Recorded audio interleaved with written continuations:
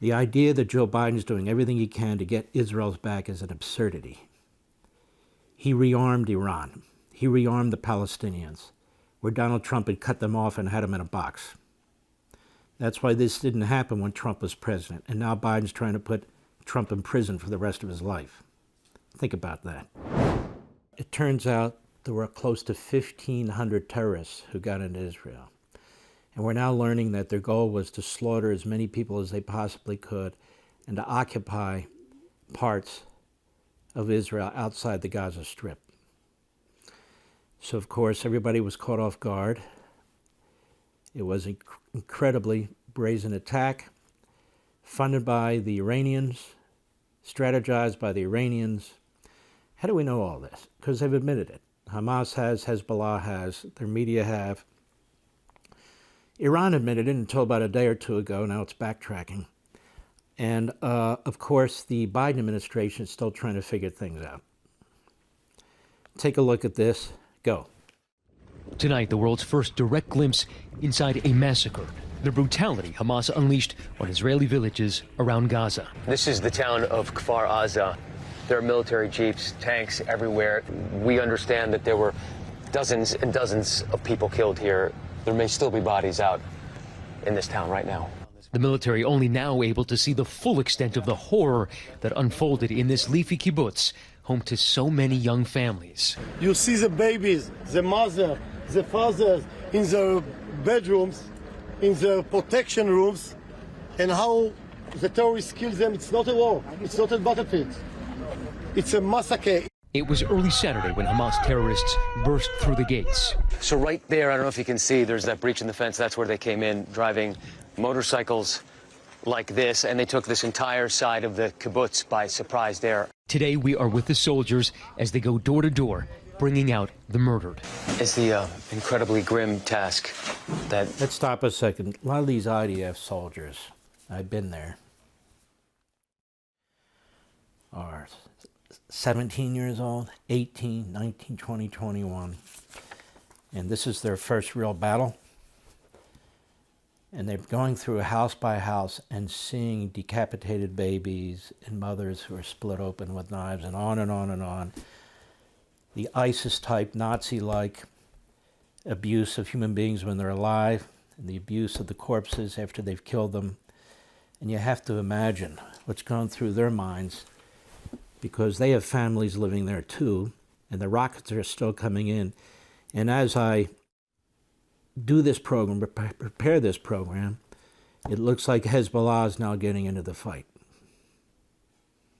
This is exactly why, just hold it here, this is exactly why I said the other day on Fox,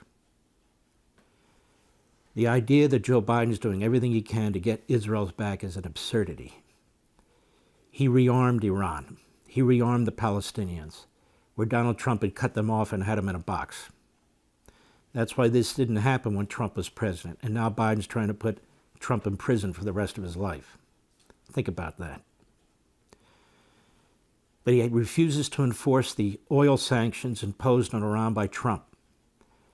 That has resulted in monies plus waivers of $70 billion coming to Iran in 2.5 years, where they're selling oil to China, an arch enemy, Russia, an arch enemy, Syria, an arch enemy, even Venezuela, who has more oil than anybody, but the society is so destroyed by the communists, they can't even get it out of the ground. And so what is Biden doing? Has he announced that he's going to now enforce the sanctions? No. That's $6 billion for some reason, which seems to be the focus financially. Has he said they're going to freeze that? No. We don't have direct proof, they say. Part of the problem is Biden doesn't want to admit that he helped rearm the enemy and that he betrayed the Jewish people in Israel. And he gives these speeches which mean nothing to me. Zero. Because out of one side of his mouth, he says the Israelis need to do what they need to do and we'll give them the time. And yet his assistant national security advisor announces, just before he says those things, that Israel's response needs to be proportionate. You believe that? Proportionate. So as my wife Julie said, proportionate, what are they saying? That the Israelis should go into the Gaza Strip and slaughter their babies? Decapitate their soldiers? Or their terrorists? Burn their houses down with people in them? Rape their women? That would be proportionate.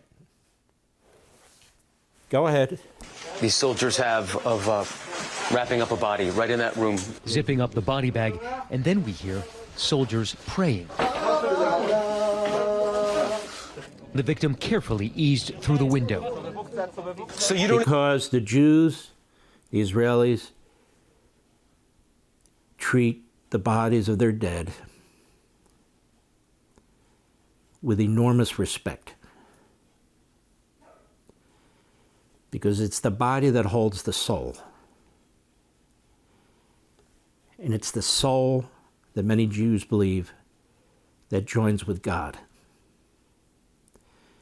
The body protects the soul, and the soul joins with God.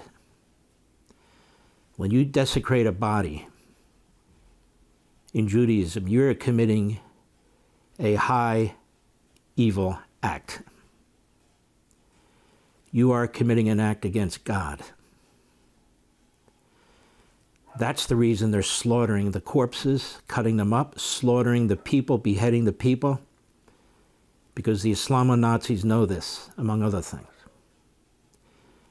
That's why the Jews in Israel will negotiate for the bodies of those who've been killed or kidnapped. I just want you to understand this. And human bodies, let alone human existence, means nothing to this enemy.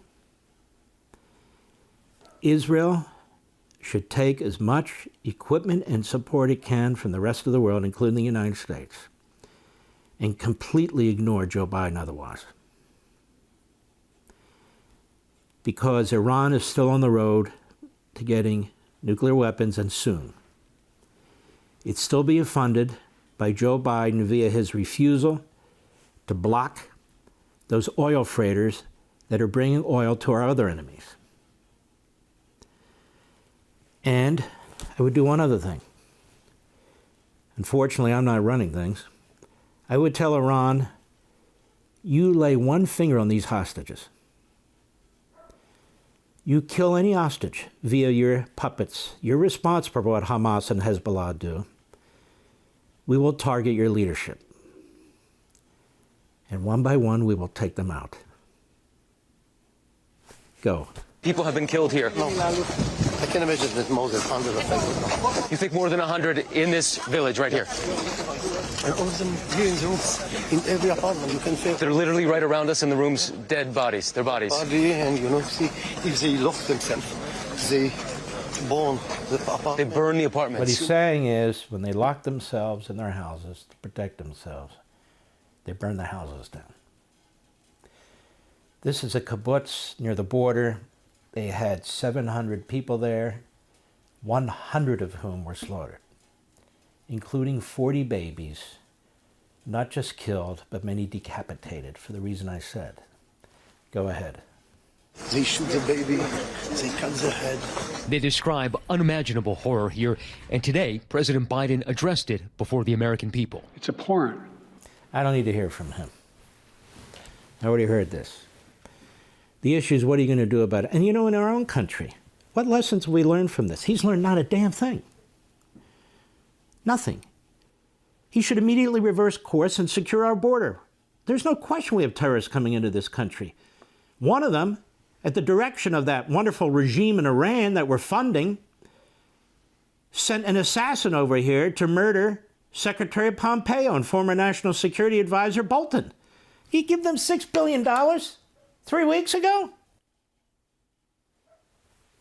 You have a negotiator, the lead negotiator for the Biden regime with the Islamo-Nazi regime in Iran, who is an Iranian sympathizer and is a very, very close friend to the Secretary of State, Blinken. who was Deputy Secretary of State under Obama. These are all Obama policies. These are all Obama policies because it's been written well by scholars. Obama had a new approach to the Middle East. He wanted to re-engineer the whole thing, a whole new architecture.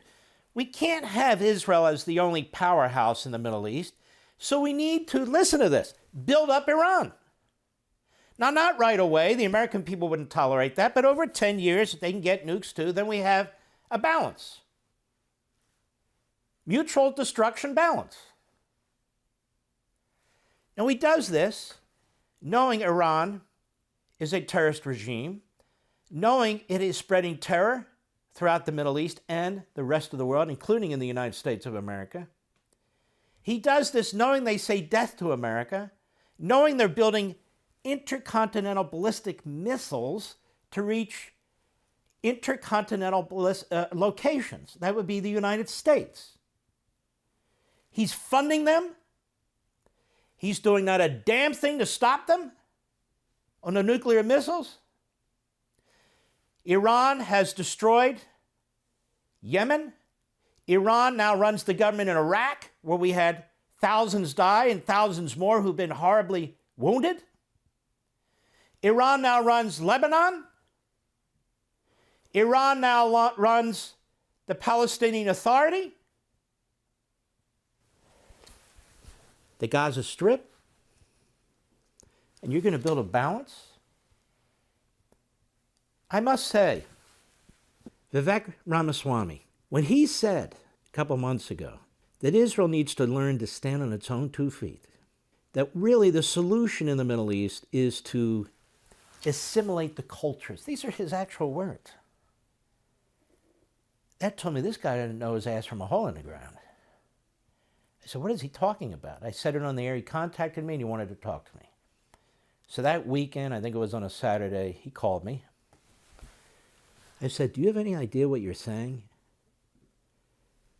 The Israelis are more than happy to have a 2-state solution with people who want to live in peace, but they're not going to give another country to people to build an air force, to house massive missile silos, and all the rest of it as a staging ground to destroy them any more than they would do that for Nazis.